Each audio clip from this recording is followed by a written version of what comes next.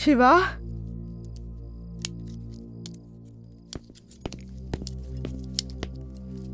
Sir அந்த ரூம்லலாம் ஒன்றுமே இல்லை, ஒன்லி ஸ்கிராப் மட்டும்தான் இருக்குது.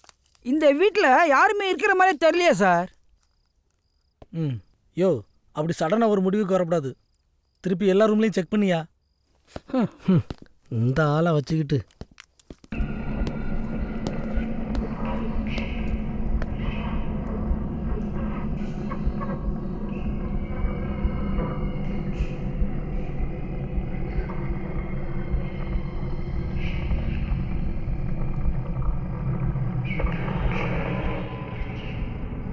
இங்கே கீழே யாருமே இருக்க மாதிரி தெரியல. நீங்கள் சொன்ன அந்த பெட்ரூம் எங்கே இருக்கு? அது மேலே இருக்கு. என்ன அங்கே கூட்டிகிட்டு போகிறீங்களா? வாங்க.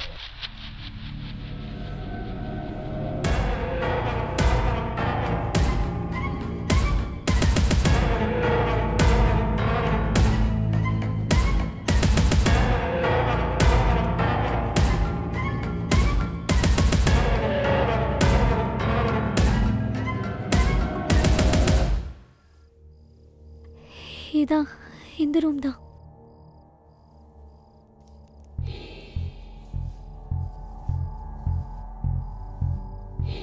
கதிர் கதிர் கதிர் கதிர்.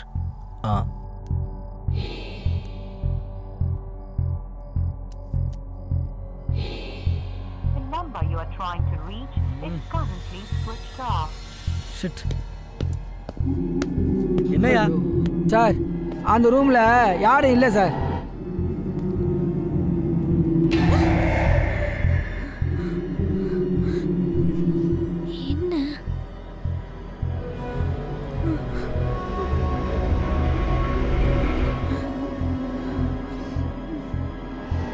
ஐயோ,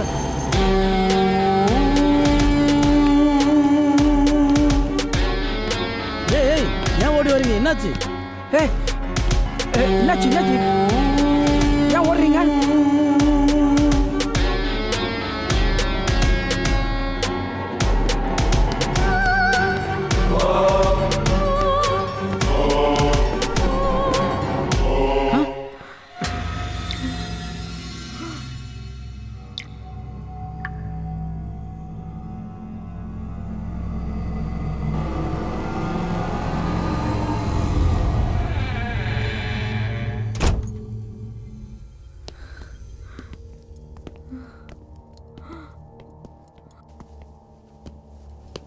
யோ தூக்கியா?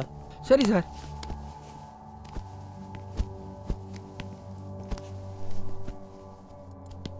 சிவா,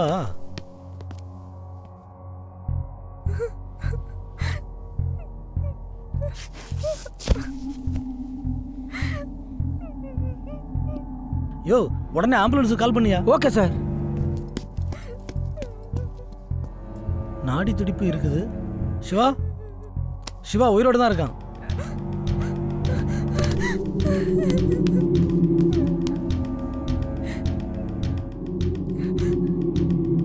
சிவா, சிவா, சிவா. யோ ஆம்புலன்ஸுக்கு கால் பண்ணிட்டியா? ஆமாம் சார், ஆம்புலன்ஸ் வந்துடும். யோ வீட்டில் வேற யாராவது இருக்காங்களான்னு ஒரு தடவை முழுசாக செக் பண்ணியா? சரி சார். திவ்யா, விடு திவ்யா. இப்போ ஆம்புலன்ஸ் வந்துடும், ஹாஸ்பிட்டலில் போய் பார்த்துக்கலாம். ஆமாம், ஆனமலை சாமியாரை பார்த்தியா? சிவா இங்கே வந்தது சாமியாருக்கு தெரியுமா? இல்லைண்ணா, ஆனமலை சாமியார் அங்கே இல்லை. அவர் சிஷ்யன்னு சொல்லி தான் ஒருத்தர் அங்கே இருந்தார். இவனை யார் இப்படி அடிச்சிருப்பா? இங்கே பெரிய வீட்லேயும் யாரும் இல்லை. கதிரும் சைத்ராவும் எங்கே போனாங்கன்னே தெரியல. இங்கே என்ன நடக்குதுண்ணா? இவன் நம்பர்ல இருந்து கதிருக்கு ஃபோன் பண்ணேன். ஃபோன் சுவிட்ச் ஆஃப்ல இருக்கு. வீட்லேயும் யாரையும் காணல. நீ இங்கே இரு, நான் போய் பார்க்குறேன்.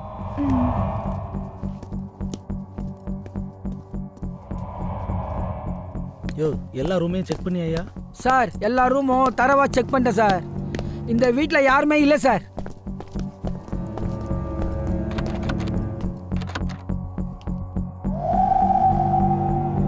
யோ நீ எதுக்கு ஏன் உள்தப்பல் போட்ட? சார் நான் எங்க சார் போட்டேன்? நானே உங்களோட தானே சார் வந்தேன். நீ உள்தப்ப போடலையா? இந்த வீட்டில் நம்மளை தவிர யாருமே இல்லை. அப்போ யார் போட்டிருப்பா? அட நீங்க வேற சார். அதை யாருன்னு நானே கண்டுபிடிச்சிட்டேன். சரிதான். அப்போ யாரையும் அவள் தப்பா போட்டிருப்பா? அட என்ன சார் நீங்கள், அதான் 2 பேர் பயந்துன்னு ஓடினாங்களே, அவங்க தான் இதை பூடி இருப்பாங்க. எப்படி நம்ம டிடெக்டிவ் மூளை? உன் மூளையில் மண்ணள்ளி போட வெளியே போனவங்க எப்படியா உள்தாப்பால் போட முடியும்? விளக்கென்ன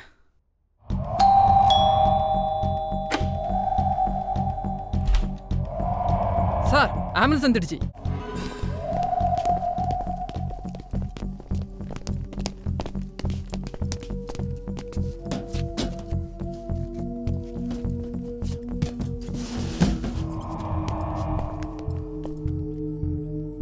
திவ்யா, உன்னோட பைக் கீ கொடு. கம்பவுண்டர் இங்கே வாங்க. இந்தாங்க, அந்த பைக் எடுத்துட்டு ஹாஸ்பிட்டல் ஓகே வந்து சார்.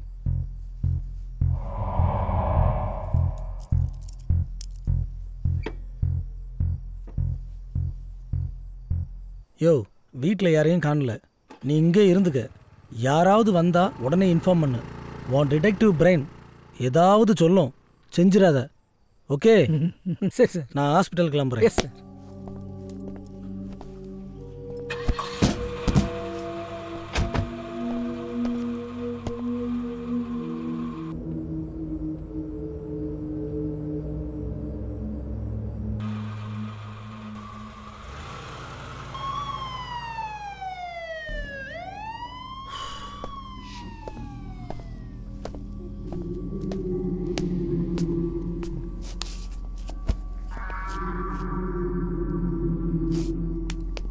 என்னத்தான் தைரியமான ஆளா இருந்தாலும் தனியா இருக்க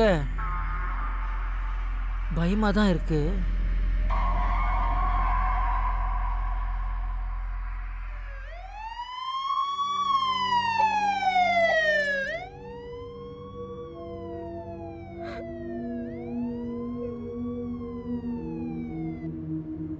திவ்யா, நீ இவனை இன்னைக்கு கடைசியா எங்க பார்த்த? அவனை இன்னைக்கு கடைசியாக ஒரு ஹோட்டலில் தான் நான் பார்த்தேன்.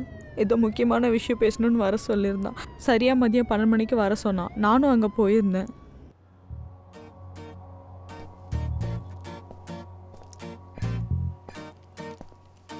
ஆனால் எப்பவும் போலவே என்னை வெயிட் பண்ண வச்சு 1/2 hour லேட்டாக வந்து சேர்ந்தான்.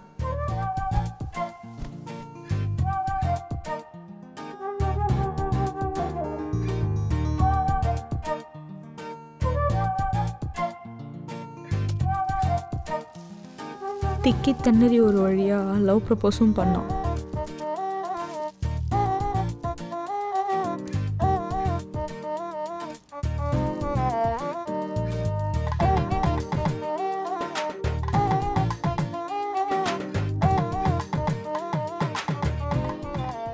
அப்போ தான் அவனுக்கு கதிர்கிட்ட இருந்து ஒரு கால் வந்தது.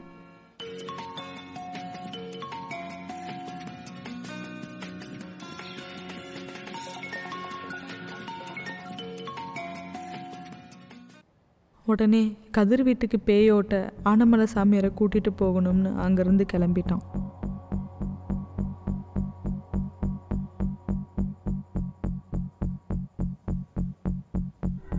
அப்போ தானே நான் சிவாவை கடைசியாக பார்த்தேன். அவன் சாமியாரை கூப்பிட்டு தான் போயிருந்தான். அப்போ அவன் சாமியாரை கூப்பிட்டுட்டு தான் பெரிய வீட்டுக்கு போயிருப்பானோ? அப்படி அந்த சாமியாரை கூட்டிட்டு தான் வந்திருந்தாலும் சாமியாரங்க வீட்டில் கதிர் சைத்ரா எங்கே போனாங்க? வீட்டில் சிவாவை தவிர யாருமே இல்லையே. ஸோ எதுவுமே தெரியல. சிவா கண் முழிச்சாதான் என்ன நடந்திருக்குன்னு தெரிய வரும்.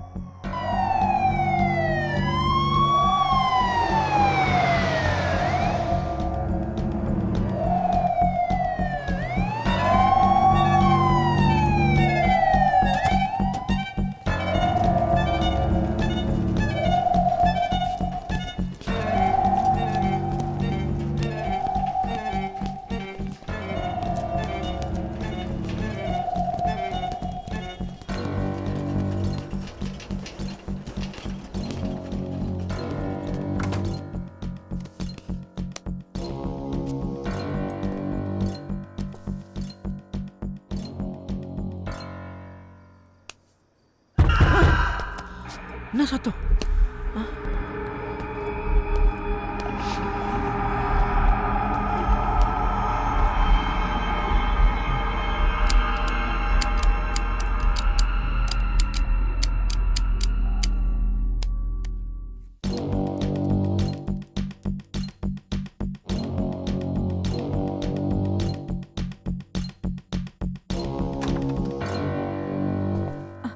சார் என்னாச்சு? சிவாக்கு ஒன்றும் ஆகலையே? சிவா கண் முழிச்சிட்டானா? அவன் தலையில் பலமான உள்காயம் ஏற்பட்டிருக்கு. அவன் சுய நினைவில் இல்லை. He is in unconscious. ஐயோ சார் எதுவும் கிரிட்டிக்கல் கண்டிஷனா? அப்படி சொல்கிறதுக்கு இல்லை, சின்ன பிளட் கிளாத் தான். ஸோ சீக்கிரமே சரியாயிருவாரு நம்புகிறோம். சார் அப்போ அவன் கையில் இருந்த கத்தி? அது அவரை முழிச்சாதான் எடுக்க முடியும். பட் கத்தி அவரை பாதிக்காத மாதிரி வச்சுருக்கேன். Karthik, take care of him. Okay sir.